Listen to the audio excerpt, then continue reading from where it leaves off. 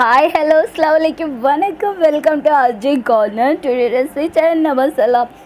இது வந்து பட்டூராக்கு சூப்பரான காம்பினேஷன். பட்டூராக்கு மட்டும் இல்லை, சப்பாத்தி, நான், பரோட்டா எல்லாத்துக்குமே. இப்போ அது எப்படி பண்ணுறாங்கன்னு பார்க்கலாம். அதுக்காக சன்னா கடலையை வந்து ஊற வச்சுருக்காங்க. ஒரு 6 மணி நேரம் ஊற வச்சுட்டு அது கொஞ்சம் உப்பு போட்டு வேக வச்சுக்கோங்க.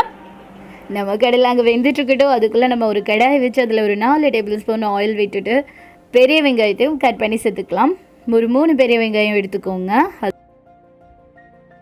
அது ஸ்லைஸாக கட் பண்ணி போட்டுக்கோங்க. அது சீக்கிரமாக வதங்கிறதுக்கு கொஞ்சம் உப்பும் சேர்த்து கொடுத்துக்கலாம். இது நல்லா வதங்கி வரட்டும். ஒரு 2 பச்சை மிளகாய் சேர்த்துக்கோங்க.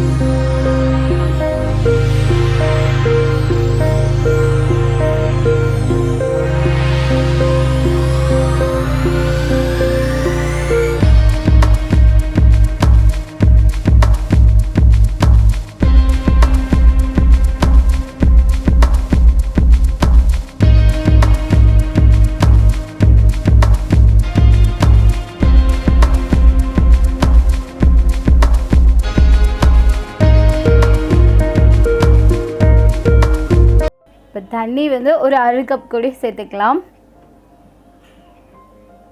1/2 கப்ங்கிறது நீங்கள் 1 கப் கூட சேர்த்துக்கோங்க. நான் எக்ஸ்ட்ராவும் ஊற்றணும். நாங்கள் இப்போது நம்ம வேக வச்சுருக்கிற கடலையிலேருந்து கொஞ்சம் கடலையை எடுத்து கொஞ்சம் க்ரஷ் பண்ணிட்டு வந்துடலாம். பேலன்ஸை வந்து இதோடு சேர்த்து கலந்து விட்டுடலாம். வேக வச்ச கடலை இது, அதையும் சேர்த்து இதோட கலந்து விட்டுடலாம். இப்போ நம்ம கொஞ்சம் எடுத்து வச்சோம்ல, அது மிக்ஸி ஜாரில் போட்டு கொஞ்சம் க்ரஷ் பண்ணிவிட்டு எடுத்துகிட்டு வந்து இதோடு சேர்த்துடலாம். இனி இதையும் கலந்து விட்டுடலாம். தண்ணி தேவைப்பட்டால் கொஞ்சம் ஊற்றிக்கோங்க. எப்படி இருந்தாலும் நம்ம கொதிக்க வைக்க போகிறோம். கொஞ்சம் மல்லி இலையும் தூவி கொடுத்துடலாம். நம்மளுடைய மசாலா ரெடி ஆகிடுச்சு.